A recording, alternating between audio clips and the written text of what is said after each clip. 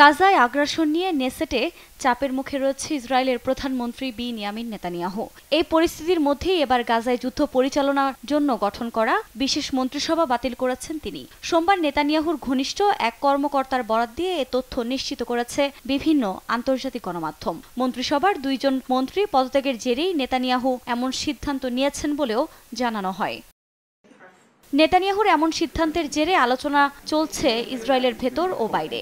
এ পরিস্থিতিতে ক্ষমতাসীনদের উৎখাত করা সম্ভব বলে মন্তব্য করেছেন সাবেক প্রধানমন্ত্রী ইয়ার লাপিদ। স্থানীয় এক গণমাধ্যমকে দেয়া সাক্ষাৎকারে একথা বলেন তিনি।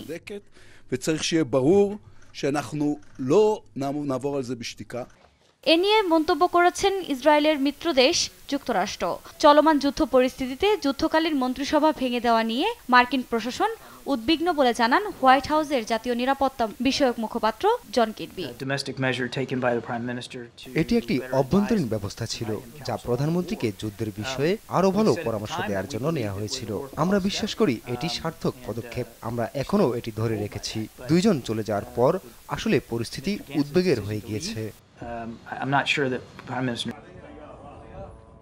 এদিকে গাজায় যুদ্ধ চালিয়ে যেতে ইসরায়েলকে আরও $18 বিলিয়ন সামরিক সহায়তা দিতে সম্মত হয়েছে মার্কিন ডেমোক্র্যাট।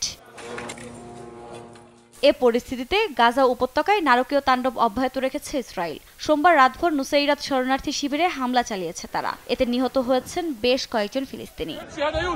আফরিন মৌ, নিউজ ডেস্ক, দেশ টিভি।